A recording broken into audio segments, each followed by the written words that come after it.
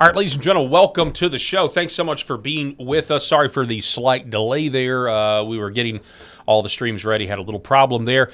Minneapolis, once again, just like with George Floyd. Isn't it interesting that this is all happening again in the state of Minnesota? Also, when the entire month of December, the conservative right was focused on Minnesota and the Somali fraud.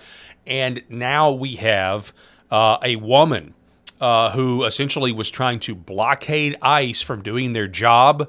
We have all of the different video angles. She is dead because, according to the video, she, tried to drive towards an ICE officer and actually struck the ICE officer with her car.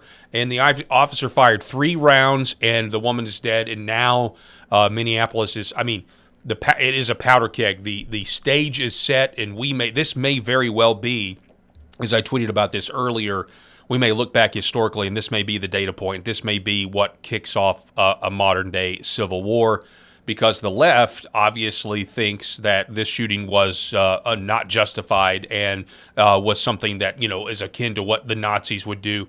We have Redditors now calling for ICE agents to be killed. We have Redditors calling for, people to take up arms. We also have Tim Walz threatening to use the Minnesota National Guard, saying that it is our National Guard. There's some people speculating, is he talking about going against ICE, using the Minnesota National Guard to go against ICE or to kick ICE out of the city or out of the state? We also have him talking about war, saying today after this shooting, well, we've never been at war with the federal government, is what he said. We're going to talk about this. We got my co-host Rob Spencer with me. The show starts right now.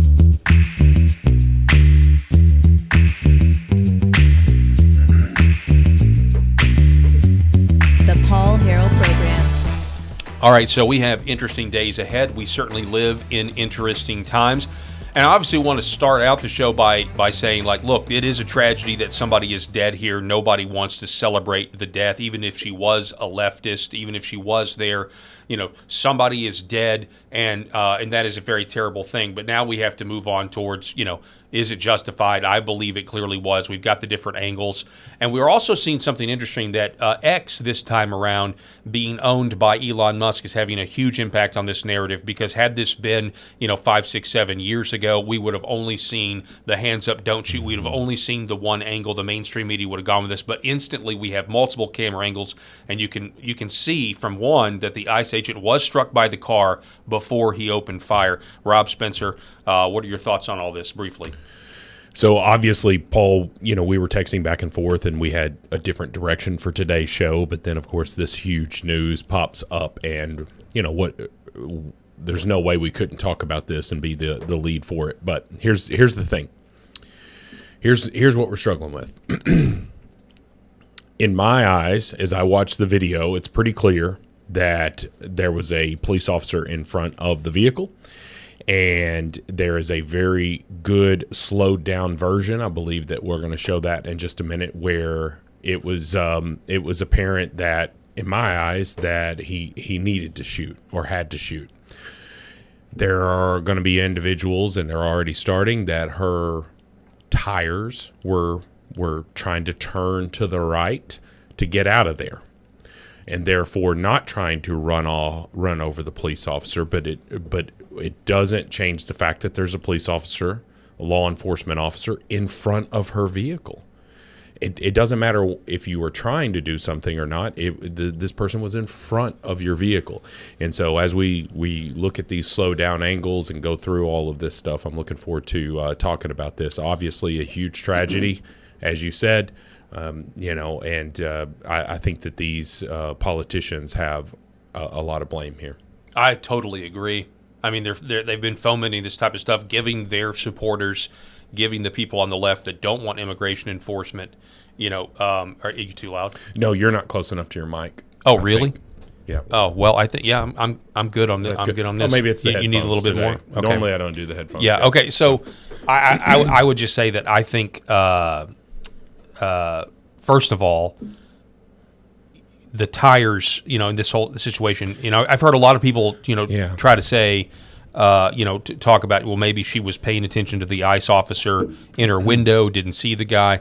None of that matters. But to your point about the the politicians, fomenting all of this, telling their supporters to get out. I mean, this woman is there because she thinks that this is her civic duty to obstruct law enforcement. Well, she's parked in the middle of the street. Yeah, I mean, she literally pulls in, and they tell her to get out of the car, and she refuses. And then whether she's driving towards the ICE officer or not, she's already committing a felony by fleeing. Okay, that's felony number 1. Trying to strike the officer and actually striking the officer, that would be felony number 2. Yeah. And I've got clips that we can play later if we have time about other officers who've been in similar situations, whose lives have been almost taken when they didn't act. But let's see which angle this is. I think this is the slowed down version of it. So she backs up, she puts it in drive, and he does not draw his weapon until she moves forward. Until those tires start moving forward. And here's the thing. Notice that the first shot is fired before her tires turn. Mm-hmm. Yeah. And the first shot goes through the windshield. You see that clearly there, and then there's 2 more after that. And she died. There's a video. It's pretty graphic. We can't show it. The big aftermath, but there's blood in the snow. When the car crashes and everything else. And so it's being reported by Nick Sorter that the protester who attempted to run over the ICE agent in Minneapolis is a white female U.S. citizen and has a U.S. passport. A DHS official confirmed to him. And he says because, of course, it was liberal white women have been radicalized to terrorize ICE. A matter of fact, I saw a video before we came on of a white liberal woman in Charlotte she said, I have been going out to try to stop ICE from enforcing, and now I'm terrified, to continue this mission. And it's like, well, maybe you shouldn't be trying to stop law enforcement. You have no authority. If you want to stop the law enforcement from deporting people, then you need to go win elections. It's akin to just going and blocking. So let's just say we see it all the time. There's police officers parked on the side of the road and they're running radar, right? Mm-hmm. This is the same as going to park your vehicle in front of that police officer so that they cannot proceed any further. They can't pull out and go after someone. And then when that police officer gets out and tells you to get out of the car and they're in front of your vehicle, you try to leave, and by doing so, you are going to run over this police officer. You just sacrificed your life, because if that police officer, as this one was, this law enforcement agent, and we don't know what department exactly he's with, or I haven't heard. Maybe I think it is ICE. I mean, so straight up through, but they have arrest powers. They're the exact same as a police officer in terms of their ability to do all of that stuff, and he did not reach for his gun and is like pointing the gun at them, telling them not to move. That's not what happened. He pulls his firearm whenever that vehicle started lunging toward him. That is without question. And the left, unfortunately, they either don't want to see it or they can't see it. Yeah. Well, I mean, I think this is to the point where it really wouldn't matter what the videos show. It really wouldn't matter to the left, because to them, and maybe even to us, we already are at war, or certainly in a Cold War. And so they're going to see this as, you took out one of our soldiers. That's how that's what George Soros and all of these organizations that are funding. Yeah, they've already, we've talked about this many times, they've already established in their minds, they have the moral high ground. Mm-hmm. They are right, and we are wrong. We believe we have the moral high ground. Sure. We think that we're right. And there's and the only way to get out of the situation that we're in is for one side to win. Mm-hmm. And our side right now has the most power to actually put down we're going to get to the protests here in a minute that are now happening, but this is you're going to have to. Trump has got to declare the Insurrection Act. He's got to use the Insurrection Act. The Supreme Court said you can't do the National Guard thing he was doing unless you do the Insurrection Act. And presidents have used it countless times throughout our history, and it's time that it happens again. Well, Paul, if you talked about the moral high ground, and if you are, so there's two very distinct sides here. And one side wants to enforce the law, the other side doesn't believe that the law is justified and therefore you shouldn't enforce the law. Because even people came out, you see CBS reports and all of this stuff, and it talks about 65% of those that were been apprehended in ICE raids had no prior criminal records. But it's like, okay, but you're in the country illegally, right? So you can say that this. So what you're advocating for is essentially jury nullification.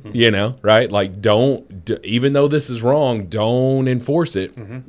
Okay, rather than, good grief, how many times could Democrats have been? I mean, what did we see in Joe Biden's first 2 years in office? They had the House, they had the Senate with the tiebreaker with Kamala, and then they had the presidency. They could have fixed their immigration laws. They chose not to. They let it run rampant, and this is what we get. We get extreme, in what some people would say, extreme enforcement. Because of we've allowed this to run rampant. Yeah, because of the extreme on the other side. Correct. So, and unfortunately, you're going to get people that are caught up in this that have been in the country for 30 years and they're a roofer or whatever, a bricklayer. And I'm like, me as a little bit more to the center on this immigration issue, I'm frustrated by that. Yes. Right? I understand that point of view. But the enemy is not the Republicans. The enemy is the Democrats who allowed all of these 10, 15 million people to come in, gave them Medicaid cards, allowed them to have put them up in the Hilton here in New York City, whatever. And so you created this situation. And now you want to blame us. And it's painful to correct. It is. It is. And unfortunately, one of your protesters lost a United States citizen lost their life today because of this radical ideology. And the politicians, man, the Minneapolis mayor coming out. And I don't know if we pulled the clip of it, but I've got it. Yeah, but coming out, that's so irresponsible, Paul. Yep. So irresponsible. You're throwing fuel onto the fire. I want to. We've been playing this in the background, but I want to get the audio so you can hear the gunshots. This is the angle where you can see the car clearly striking the ICE officer. If we have audio, let's see. Hang on, the listeners didn't get it. Boom! So he was struck right there. And then the car, and the woman's, deceased instantly there. Yeah. To your point about the Minneapolis mayor, we're going to get to that. Okay, so there's some conflicting reporting. Dustin Grage says that the plates of the vehicle that nearly ran over the ICE agent were registered in Missouri. We've also had people say, no, it was a Minnesota license plate. I don't know. But he says if it is Missouri, that it would appear that activists are likely traveling to Minnesota to protest the ICE president. So there could be some astroturfing here that's going on. I think this is a zoomed-in version of the officer being struck right there. You clearly see that he's hit by the vehicle. Let's see, slow motion.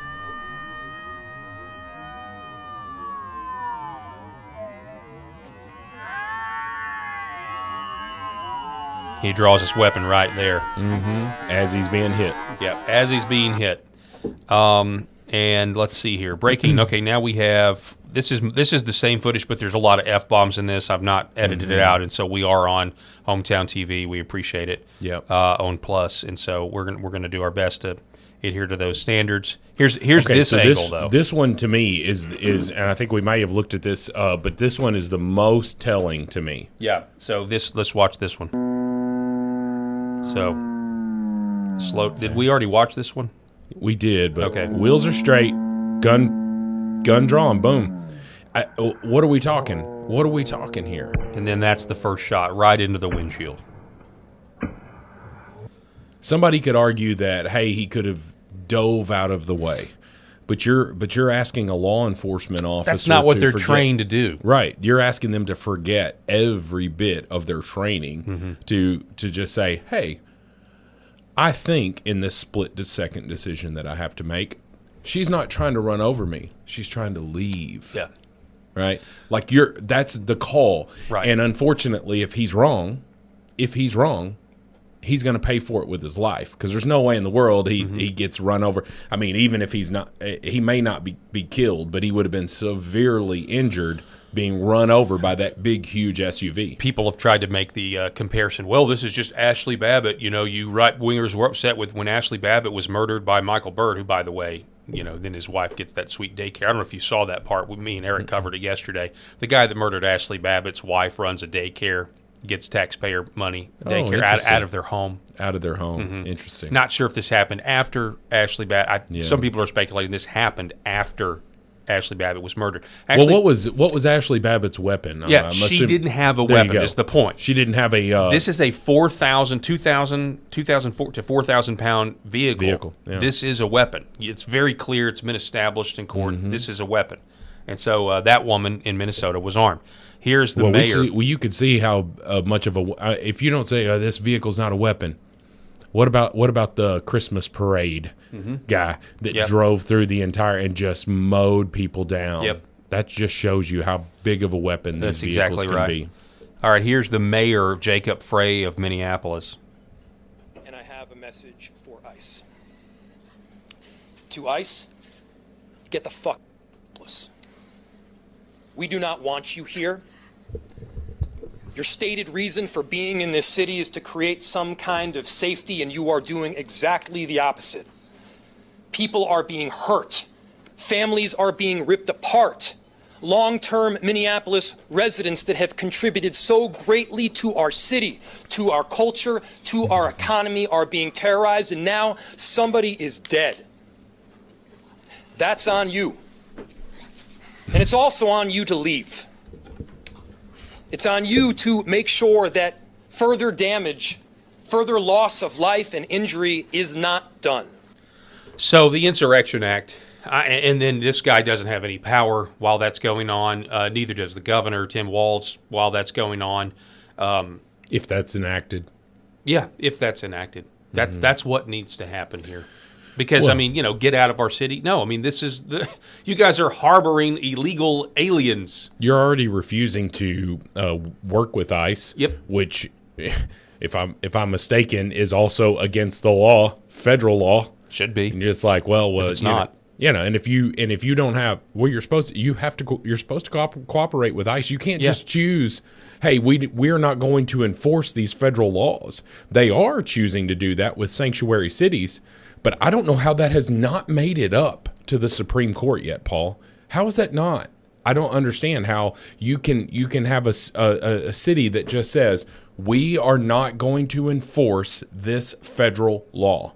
I don't understand how you can do that. But anyway, regardless, this guy going on there, the mayor, that's completely irresponsible, because what he did, instead of, hey, this is awful, I disagree with that ICE decision, you know, whatever, this is terrible, let's not turn this into something such as he throws a can of gasoline on that fire. Excuse me. And this is not going to end well for ICE agents, and it's not going to end well for these protesters. They're taken to the streets. The only thing that's going to help us here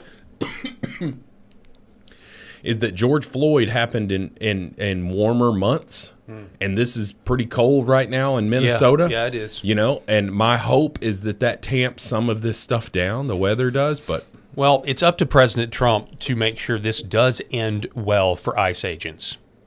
That's what I would say, because right now it's not looking good, and the president has responded and made a post, and we can get to that here in a minute. But I think it's up to the administration to secure the homeland, and this is going to be used. And also, I'll add this, and I saw this on X. You know, look for mass riots. I think never let a good crisis go to waste is what Rahm Emanuel always said. So you get the riots going, you get people not talking about Tim Walz and Somali fraud, and then you have some of these rioters, and you pay them to go into these daycares and essentially steal and destroy all of the documentation, anything that could prove, and so I look for that to happen as well if this thing really kicks off. We already had, in the aftermath of the shooting, of the death of this anti-ICE blockader is what I'll call her. We had protesters show up, and it's and they tried to grab the gun of one of these law enforcement. Get back! Get back!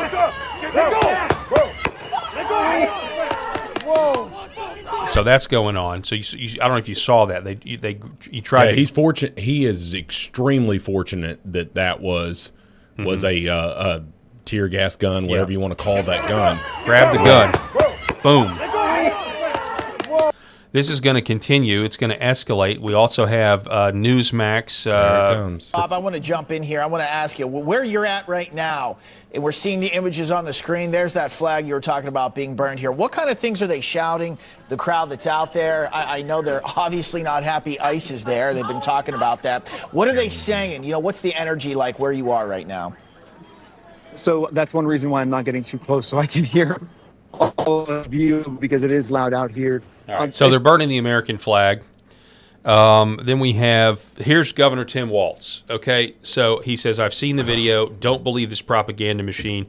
The state will ensure there is a full, fair, and expeditious investigation to ensure accountability and justice. So the state of Minnesota is going to go after this ICE agent. They're going to try to Derek Chauvin him as much as they possibly can. It won't work. The official statement from the Homeland Security is that ICE officers in Minneapolis were conducting targeted operations when rioters began blocking ICE officers, and one of these violent rioters weaponized her vehicle, attempted to run over our law enforcement officers in an attempt to kill them, an act of domestic terrorism. An ICE officer fearing for his life, the lives of his fellow law enforcement, and the safety of the public fired defensive shots. He used his training, saved his life, and the life of his fellow officers. The alleged perpetrator was hit and is deceased. The ICE officers who were hurt are expected to make full recovery. And then they say this is a direct consequence of constant attacks and demonization of our officers by sanctuary politicians who fuel and encourage rampant assaults on our law enforcement, who are facing 1,300% increase in assaults against them and an 8,000% increase in death threats. This is an evolving situation, and we will give the public more information as soon as it becomes available. So to that, Tim Walz dismisses it and calls it propaganda.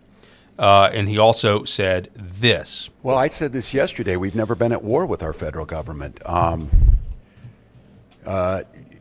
think in this case that the National Guard is their main mission. They have a dual mission. There's 11-second clip, but we've never been at war with our federal government. I mean, you talk about incendiary. You talk about, it's almost like, I mean, you kind of get, I'm getting Maduro vibes. I mean, these guys think they're untouchable. Tim Walz thinks he's untouchable. Mayor Jacob Frey thinks he's untouchable.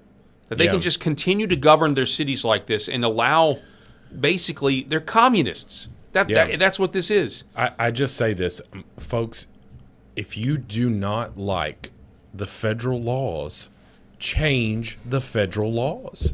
If you don't like them, but you are villainizing an entire police force, or you know, whatever you want to call ICE, law enforcement organization, you're villainizing the entire organization for doing their job. And just because it's a job that hasn't been done in 30 years, to the extent that we're seeing it. Paul, it has been. You know, and as you know, Donald Trump has not deported nearly as many people as past presidents. Good grief. Barack Obama was known as the deporter-in-chief. The reason, and you think... who was deporting all of these people? ICE, Department of Homeland Security. Yep. What are you talking about, man? Barack Obama did this exact same thing on steroids, and the reason. Well, maybe at the border, but definitely they weren't going into cities. I think you're going into blue enclaves, you know, Paul, and I think that's what they. ICE rounded up people throughout our country. Now, is it to the level of we're like you know, what's the word, converging on this one particular city, and we're going to clean up this one particular city? No, I don't think that we saw that under past presidents. But ICE 100% they were going into cities. Now, they were looking for specific people with criminals, but it's the exact same thing that's happening right now. If you are in the presence of someone who has committed a rape, and you are also in this country illegally, you're going to get rounded up as well. My whole point of it is that this type of activity has been happening for many, many, many years. We just have cameras everywhere now.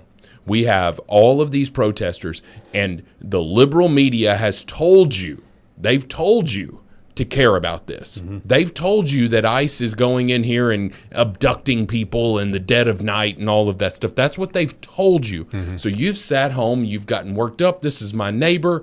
They can't be taking them, all of this stuff. But you are forgetting the main fact.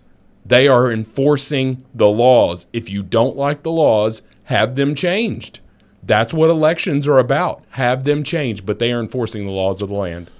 Yeah, you raise a good point. I remember when Trump was sworn in last year, Christianity Today, the woke Christian publication, there was an email that was sent out, I think, by one of their editors or somebody with the organization to their reporters that was somehow shared, and it may have been to the public, actually, just begging. They knew the immigration enforcement was coming, and they were begging for videos, photos. Yeah. If you see something, record it, send it to us. We want it, because they wanted to highlight and essentially propagandize the public to pull at their emotional heartstrings to get them whipped up into a political frenzy. Here is another clip of Tampon Tim. I want Minnesotans to hear this from me. The desire to get out and protest and to speak up to this administration of how wrong this is, that is a patriotic duty at this point in time. Okay, so let's just throw some more gasoline on there, Tim. Yep. So you just got one of your citizens, if one port reports to be believed, or a Missouri citizen killed. So this is going to this is a powder keg. I think the thumbnail for this program today about Minnesota being a powder keg is 100% real, legit, and people have taken to Reddit, and they're saying things like this. When do U.S. citizens start to shoot back? They're saying things like, it's like ICE is begging for people to take advantage of their Second Amendment.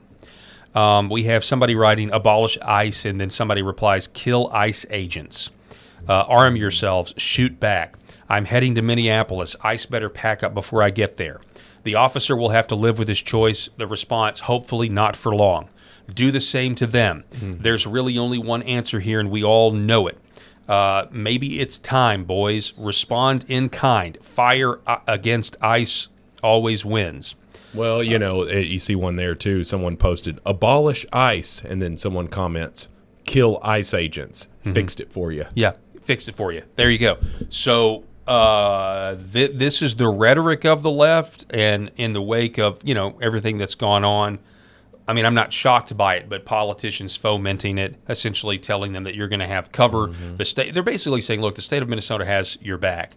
Go burn down the city. I mean, you don't have to tell. It's your patriotic duty to do this, and that's exactly what's going to happen now. Well, because here's the thing: the left, they've already had their little conference calls, and as you have rightfully pointed out, you never let a crisis go to waste. The left, we're going to be getting, campaign donation emails, all of that stuff. But the left is going to push this the same way that they just did the candlelight vigil yesterday for the 5th anniversary. January 6th. Lars, January 6th. And AOC was crying. I saw somebody on Facebook here who lives around here. I'm not going to say his name, but still calling this an insurrection. Oh Lord. Still calling it an insurrection. It was an unarmed protest, and yes, there was you could say riots that went on. There was some violence, but an insurrection when you're being let into the Capitol by Capitol Police and essentially given guided tours. Yeah. It's just crazy how the leftist narrative still lives. People still believe it was an insurrection. Well, when the government didn't topple. That's the thing. An insurrection where the government never really, was ever in any question or any doubt. So. Yeah, and so what they're going to do is all these politicians for the next, all the Dems are going to be screaming, look at what ICE agents have done. And this will be the first, like their ICE agents. Can you imagine being a spouse of an ICE agent, right now? Because it is, I have a friend who, her husband's a police officer, and she had to change like her Facebook name and all of this stuff after George Floyd because people were looking up who the police officers were, and she was concerned that people were going to like kidnap her and her kids and all. Do you have of a this similar stuff. name or something? No. It was just that all police officers, you remember, were defund the police, completely villainized, right? And we're going to see that with. I mean, they're already villainized from the left, these ICE agents, but it's going to get 10 times worse. And so I feel. I mean, we all need to say a prayer tonight for ICE agents and their families because what's going to happen here is just an unprecedented attack. And so I think to your earlier point, I believe that Donald Trump is well within his rights to declare an insurrection when you've got this many people, a governor, a mayor, all of these people coming out. Gavin Newsom's going to follow shortly behind if he hasn't already, that are coming out and villainizing ICE agents, which are federal law enforcement agents. So Mike Cernovich says regarding ICE shooting, the image on the left would have been the media narrative without X. It would have dominated every news network. By the time we would have been able to debunk it, the hands up, don't shoot lie would have spread. With X, the media lies lose power. He's so right. Isn't that incredible? Because in the one on the right, you can clearly see that there's the ICE agent is in front of the car, but this is what they would have run with on the left. Yeah, and thank God Elon bought X because I mean, what a weird thing to be thankful for God, but when you're talking about the fact that this man, who fired these shots and all other ICE agents would have no one believing them other than the far right if the image on the left was the one that was allowed to permeate, right? And what we're seeing here is the image on the right is the truth. The image on the left is the narrative. Yeah, that's right. Or the partial truth, and it's like, gosh, I mean, but it's not going to matter. Again, I think we're to the point now. I'm grateful for X, and that we have the other angles, but the left thinks they're at war. The left thinks, just like in Trump 1.0, but it's even worse. The left thinks that their way of life hangs in the balance, and in many ways it does. To be honest with you, their way of life does hang in the balance. 100%. Yeah, I believe ours does. If the Dems get back in power and no deep state criminals are held accountable, and we certainly felt that in 2024. Of course, yeah. To them, it doesn't really matter what the truth is. One of their soldiers is dead. Yeah. Is this like Appomattox? Is this the data point where we say, we'll look back? Maybe not. There's never going to be an official civil war declared. Yeah. Or I think it was Tim Pool that I heard say, the word civil war, historically, we say the Civil War started at whatever point it did, right? Sumter or whatever. But they didn't actually use that term until the several incursions or battles had taken place, and then but historically we say this is when the Civil War began. So at what point do you look back and you say, hey, yeah, when this ICE encounter where this liberal white woman was blockading ICE and then she got shot, we look back and say that was actually what kicked it off. And if you really think about it, from us on the right and our anger at Minneapolis, or our anger at Minnesota, our anger at Tim Walz, Ilhan Omar, about the Somali situation, wars have been fought over much less than stealing billions of dollars. The entire GDP of Somalia, more than the GDP of Somalia, while native-born Americans are treated like second-class citizens compared to this inside track to get millions and millions of dollars and set up generational wealth. That all of that stuff also foments on the right, and people say, what do we even have a country? This is insane. Yeah, well, I mean, you've got Minnesota's always.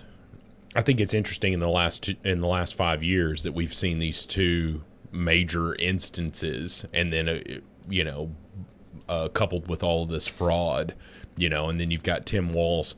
Tim Walz, his political career is over as soon as he leaves. Now he may, pop up somewhere and may run for Senate. Who the heck knows in that state? But I can tell you this: his political career is over. And considering the amount of fraud. I mean, people are calling him the fraud father, right? The amount of fraud that man was involved in, he didn't come to this decision to leave the race lightly, meaning he felt like he didn't have a choice, and that's how much heat has been on him. Mm-hmm. This is the perfect gallon of water to go on the heat that he has been facing, right? And this is going to be his Super Bowl moment, right? And what we're going to see here is that some people's lives are going to be lost. I agree with you. I think that this is the beginning and not the end. It's rare because if you look at what's the start of World War I, it was the assassination of Archduke Ferdinand. Yes, right. And so everybody knows that's when it started, right? When was the start of World War II for the United States? The bombing of Pearl Harbor, even though we had already sort of gathered our military. So like those are those inciting incidents. But what's the start of this Civil War? It's going to be hard to argue if we look up in a year and this powder keg hasn't, because what is the federal government? I'm sorry, I'm rambling, but the federal government's not going to stop. They're not going to stop their ICE enforcement. Nope. Right? They're not going to back down. They're not going to back down from this. They got at least 3 more years of this, regardless of what happens in the midterms. Regardless of what happens in the midterms. I mean, I know they're going to impeach him, but that's a long drawn out process. Well, unless they get 60 votes. Unless they the Democrats get 60 senators, which seems extremely unlikely. It seems unlikely that they would even win. But regardless, I mean, we can talk about all that stuff, later.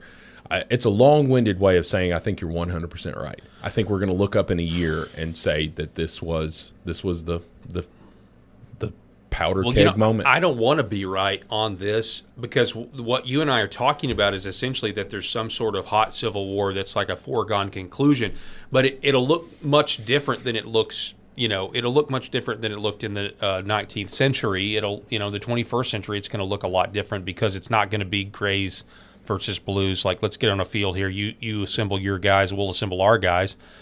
It's going to be urban. It's going to be. Mm-hmm. I mean, that's where the issue is. This is something. This is going to be a conflict that will be fought in the blue cities, in these major urban cities that have been run by Democrats for the last 50 years or more, and they are corrupt. And that's not to say that there's not corruption on the Republican side. There is. But what you're seeing out of Minnesota, the Somali stuff is just the tip of the iceberg. Mm-hmm. And then we don't even know what Maduro's going to say. There's all sorts of people that claim Maduro has the goods on all of the American politicians who've been taking kickbacks from Venezuela and that entire corrupt system. So, but it is kind of spooky that both of us are sitting here thinking that some sort of hot civil war is a foregone conclusion, and it's very scary, but at the same time, you're either going to have law and order or you're not. And if the left doesn't want immigration enforcement, well, then they should have ran somebody other than Kamala Harris, and Tim Walz. They should have figured out a way to do that to win. And they lost, and now they're throwing a temper tantrum and wanting violence. So. Whatever conversation that Nancy had with Joe Biden to get him to drop out of the race, if you believe all the reports, and basically told him, hey, I'm going to go full force against you because I feel like you're that, detrimental to our reelection. Whatever that conversation was, I believe that most Democrats realized that conversation should have happened 6 months prior. And if it had happened 6 months prior to that, I fully believe that Kamala Harris is not the nominee, because there would have been enough time for people to come out and say, hey, the status quo, which is Kamala, is not going to work, right? So I'm glad that it happened the way that it did. Amen. Because then the Kentucky governor, I forget his name, but then of course you got Josh Shapiro who's jumping in. Shapiro, whoever it is there in Pennsylvania, the governor. Andy Beshear. Andy Beshear, thank you. Yeah, and he's a Democrat governor in a Republican state. Now Lexington is a very liberal city, but regardless, that Kentucky is a very conservative state, and then Pennsylvania is this 50-50 state. Conservatives would have really worried about these Democrat governors in 50-50 or Republican states and what they would have been allowing to happen. Now, what I see here is relief from conservatives, frustration about some of the things that have happened in 2025. We can go Epstein files, we can go all of this stuff. But I think overall, we realize that today, once Donald Trump won, today was probably inevitable because of the protests that we saw, because of everything that the Democrats have said, whether it be the political leaders, which we are seeing echoed today, or any of these protesters and all of this stuff, and how they don't see reason. Okay, we're seeing all this fraud or whatever, but there's also crazy people that they're just really loud. It comes back to the moral high ground. They are convinced that they're better than us, and they don't believe we have a place in the world. We're evil. Yeah. We're evil because we want to enforce these laws, and by enforcing the laws, unfortunately, that means getting people out of the country that shouldn't be here, legally. Anyway, that's a long tangent to say that I believe today was inevitable. Today was going to happen. I'm surprised that it hasn't happened sooner. Yeah, that's a really good analysis. I like that a lot. Another Cernovich tweet, and a reason I guess he's popping up in my feed right now a bunch because I did watch his interview with Tucker Carlson. It's a great follow. Yeah, he is a good follow. It was a good interview with Tucker too, but I when he started talking about taking ayahuasca, that was fascinating, but then it just kept going. He kept talking about his trip on ayahuasca, and I was like, okay, I turned it off at some point at that point. Anyway, but he's comparing this to the Bolshevik Revolution, and I really think that is spot on. He says the lesson of the Bolshevik Revolution is you put this stuff down. This wasn't a random milady to tip the hat to. She was a violent revolutionary. Now, that's strong words because, we don't want to, maybe that's not the nice way to talk. But when you pull your 4,000-pound vehicle in front of law enforcement, or in this case, federal law enforcement, you are a revolutionary. I think you are trying to, and you're part of a movement that thinks enforcing the law is somehow bad, immoral, or whatever. Yeah. She says the shoot was legally justified and morally righteous. He says these aren't random civilians caught in a bad situation. Get real, everyone. Now this is a reply to Martyr Made here, which I've not heard of. He's Daryl Cooper. He's he's a historian. He's got a really big podcast following, significant following. But he's got he took criticism when he went on Tucker Carlson and said that Winston Churchill wasn't all he was cracked up to be, and kind of painted a more gray picture of World War II. That's who his.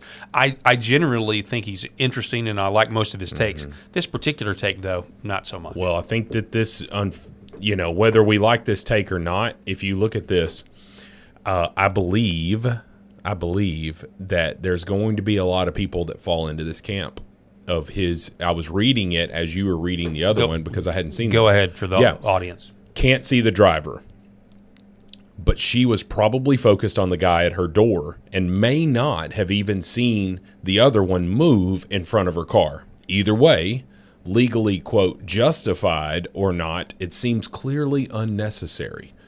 Less a, she did have X, so I have to shoot her, and more of, she did have X, so I got to shoot, or I get to shoot her. Same as Ashley Babbitt's murderer. See, it's not the same as Ashley Babbitt. I don't think so either. I don't think so because Ashley Babbitt had no weapon. This woman had a 4,000-pound weapon. And let me show you this right here. But my whole point of it is that there's going to be a whole lot of people, Paul, who believe whether it's justified or not, whether he was able to do what he did or not, was it necessary? Could he have jumped out of the way? could they have gotten in her and behind her and wigwags on and all of this stuff and brought all the high speed pursuit and all of that. There's going to be a lot of people that believe the same as Martyr. I agree with you. There will be people that agree with that take. But then I go back to, and maybe, I know memes are great because they actually communicate a lot of truth in a simple format. You get to the point where these people are not going to stop until they are made to stop. Yeah. Just like this lady is now dead, and it's unfortunate. But you've got another radical revolutionary in Charlotte, North Carolina, posting videos saying, I've been going out to warn people about ICE, and now that they've shot somebody, I'm scared. I don't know if I want to do this anymore. Well, duh. Like this can have ripple effects to, when you enforce the law, and FAFO. I mean, this. Yeah, it just reminds me of these same people there. I mean, Minnesota must have some just really ignorant folks. The lady that was standing out there when Nick Shirley was trying to get into the thinking that he was ICE. Don't come out, ICE. Are you familiar with the phrase, the talk that is popular with Black Americans? They have to sit their children down and give them the talk, which is, about how to interact with the police or how you're going to be prejudiced against or whatever. Heard that. Yeah, I think it's time we sit liberal white women down. Yeah. At some point in their lives and give them the talk. Right. Because you can't just you can't blockade ICE, and then you can't try to flee, which is another felony, and you can't if they're standing there. I can't tell you how many videos I've seen. This is one of them. Watch this video right here. This is why that officer shot. At 12:08 p.m. They're pulling up here. Get out of the car! Hang on. Car. No. 299. She's fleeing. She's trying to flee. Get out of the car! Almost hit the officer the first time. Get out of the car! No. 299. She almost struck me. Get out of the car! Shoot her tires. Okay. Was she trying to flee, folks? In that case, she was trying to just hit the officer. She was trying to absolutely kill that man. And the snow embankment is actually what saved his life. He would have gone under the car if the car hadn't been going in an upward trajectory. And he was severely injured. I mean, I would imagine. A long way. But that's why that officer shot 3 shots, one through the windshield. I don't know if the other 2, and there's going to be people upset that he fired 2 more rounds in what appear to be into the window and not the windshield. At that, you're talking about the we're now back to Minnesota. We're now back to Minnesota. Yeah. I just think that, and that is a there's an advantage to seeing it in slow motion, but there's also a disadvantage because a police officer never shoot. I mean, have you ever seen a police officer just shoot once? No, they don't. No, that's just not the way it is. It's you're neutralizing the threat, and that person was a threat. He's not looking down. Wait a minute, her tires are now turned to the right. I'm not going to shoot again. That's not what happened. He made a split-second decision. It's boom, boom, boom. I think that argument could have been if the lady was still driving and he's firing down the road at her. Yep.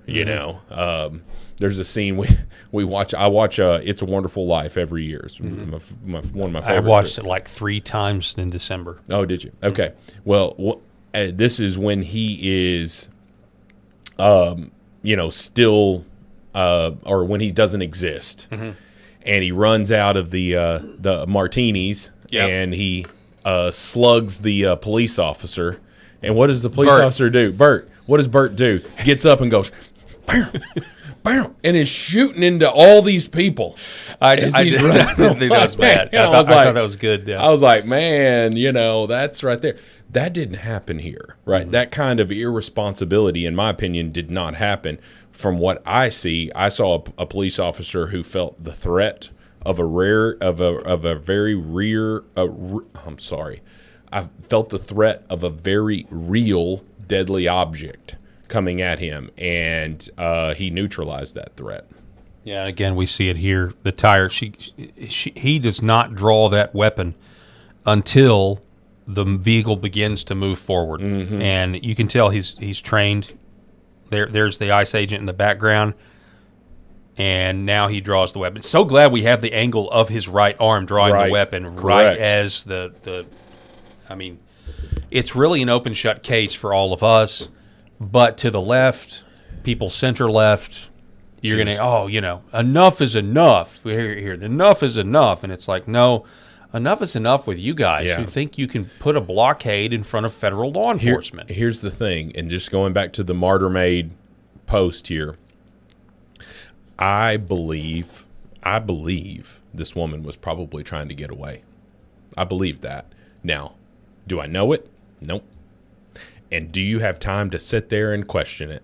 If you're that police officer and you're standing in front of this vehicle and it's coming at you, do you have time to make that analysis? You don't.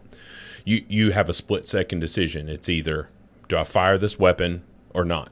And he chose, and I think that most police officers in that exact same situation would have done the same thing. I agree. I don't know. I honestly don't know whether or not she was trying to flee or not. But ultimately, it doesn't matter.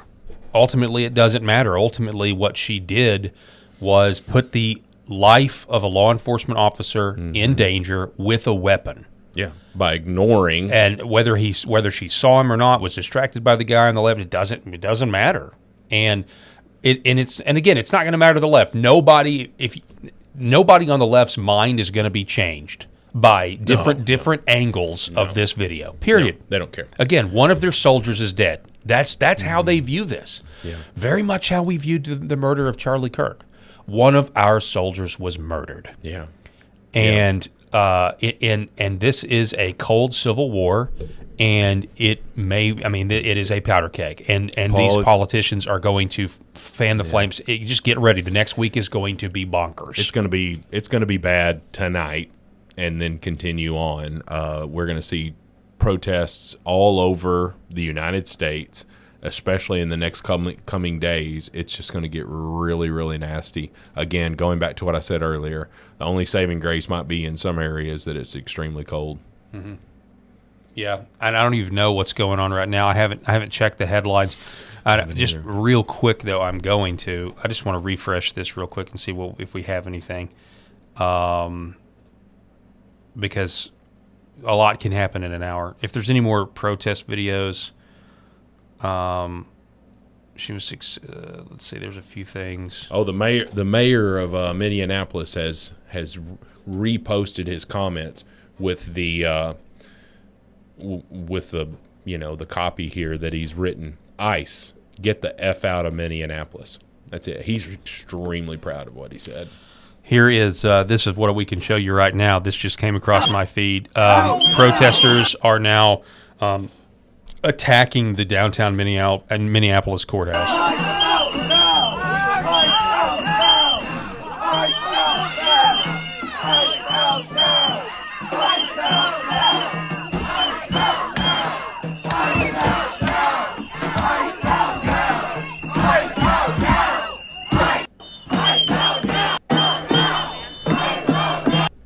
So, that's not, you say, well, that's not a big deal.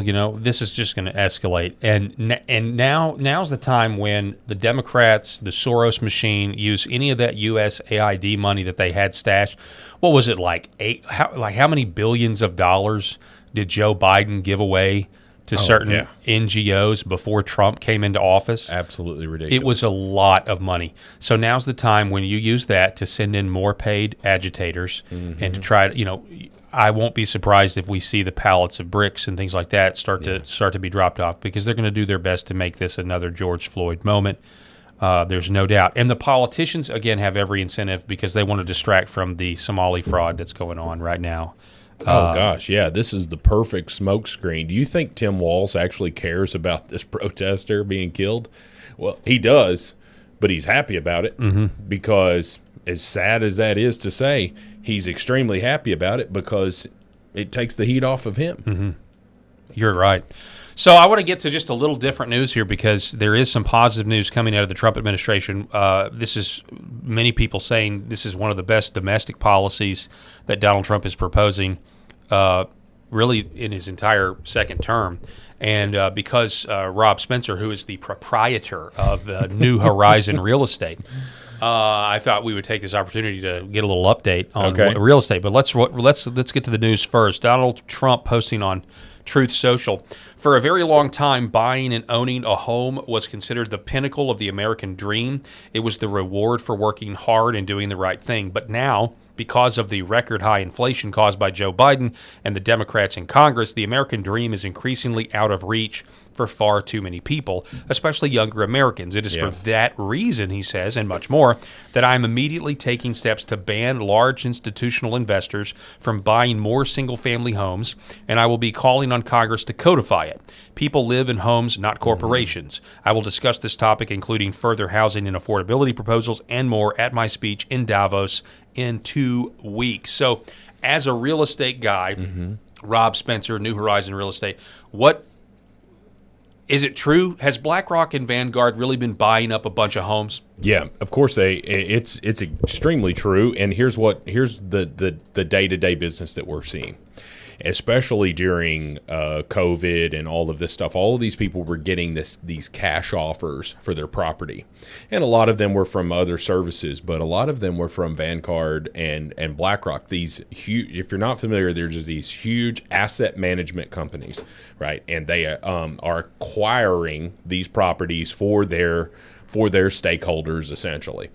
Now, if they continued on their current trajectory, by many estimates, that by 2030, so 4 years from now, they will own as much as 60 to 70% of all single-family properties in the United States, essentially turning us all into renters.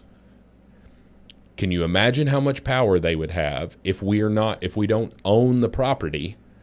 We are at the mercy of them and their rent.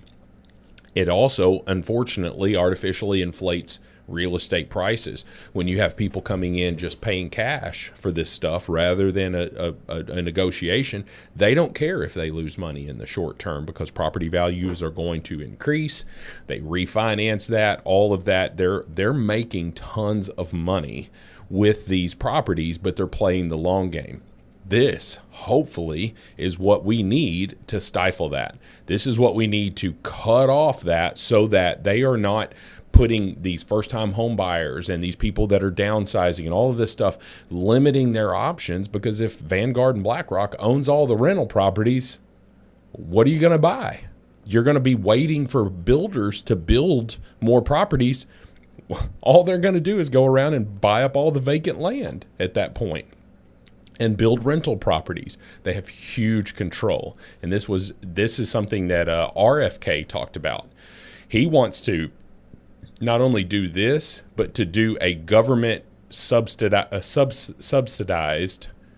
3% mortgage rate for first-time home buyers, which would just be huge. It'd just be a massive thing. You want to talk about affordability and helping with the affordability crisis? That would be a massive step in the right direction. And it sounds to me like, I mean, you mentioned It's a Wonderful Life. The Vanguard and BlackRock in this. Oh, yeah. They are Mr. Potter. They are Mr. Potter. 100%. Yeah. Keeping the people in the slums and keeping them on the rent rolls. Mm-hmm. Yeah, it's a WEF agenda, World Economic Forum. You know, you're going to own nothing and be happy. Yeah. If Vanguard's and BlackRock and all of this stuff, what incentive do they have to sell the property? Because then they get a one-time payment versus making money every single solitary month. Yeah, and they'll continue getting that money from their slaves. I mean renters. Yeah.